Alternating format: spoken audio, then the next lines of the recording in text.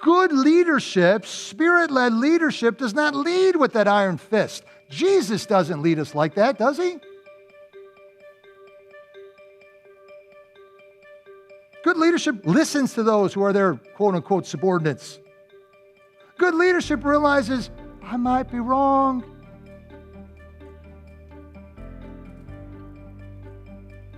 Maybe my wife has some light she can set on this subject.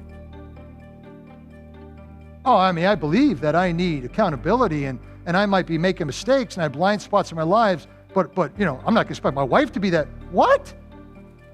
The person you love the most? The person you trust the most? The person that sees you the most? And you don't care what she has to say? You don't care about her opinion? Wise man, we just read it to our son, I think, was it yesterday, Julie? Proverbs 1. Shane, remember? A wise man listens to rebuke. The fool is the one who hates correction. You're not going to let your wife correct you? Then you're a fool. You are a total fool. Oh, I believe the verse, just not my wife. So you're going to go to a stranger who's never once walked in your house and see how you act the other 23 hours of the day. Ridiculous. Ridiculous. Men, can your wives say that you are putting her needs above your own? Having your way is no way to lead a family. It's far from the selfless humility that we're commanded to follow as Christians even.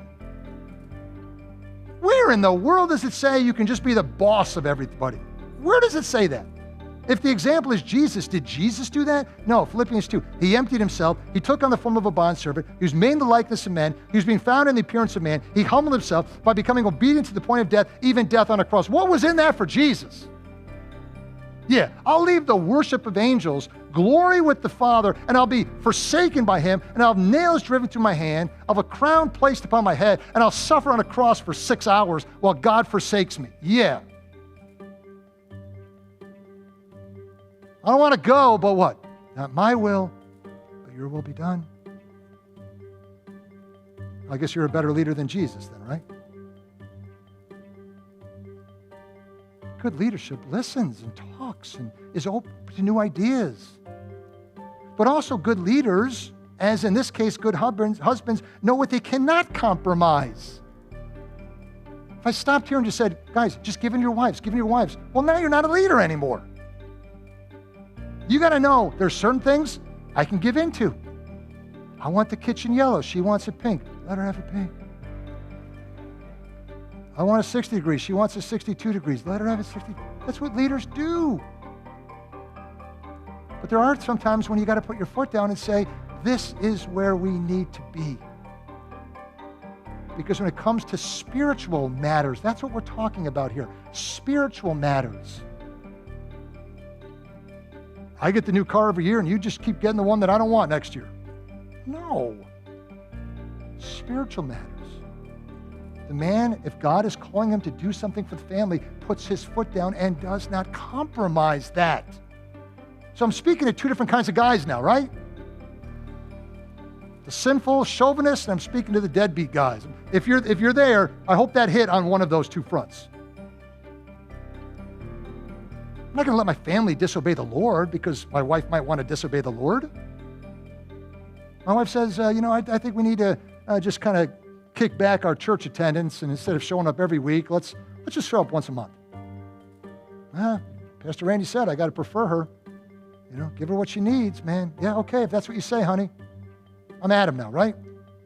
No, where did that come from? We can't do that. We can't do that. Bible reading. Finances, guys.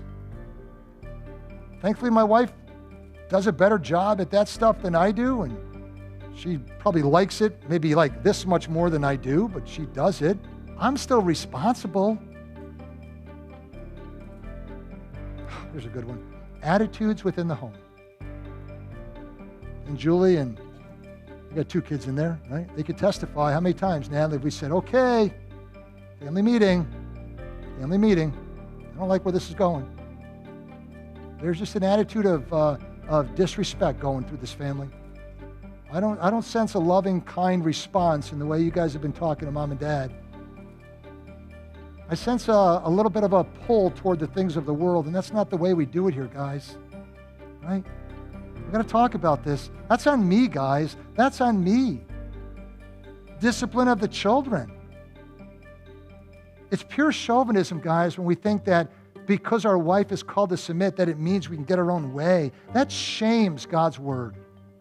That's why, not the only reason, but that's why people in the world think this is nuts.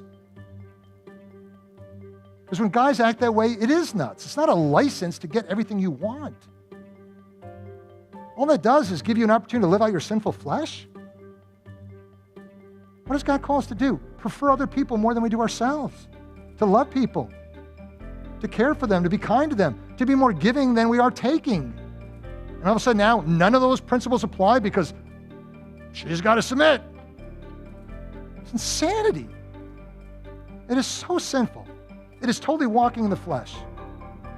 It's what God warned you on in Genesis 3 after the fall, where he said, you will now rule over your wife, which means because you hear this, you think you're in a position of authority and you get whatever you want and you will dominate her, especially if you're bigger and stronger.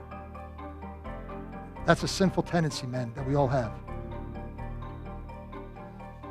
It said the moment we divorce the thought of subjection from that of affection, we have lost its God-given significance.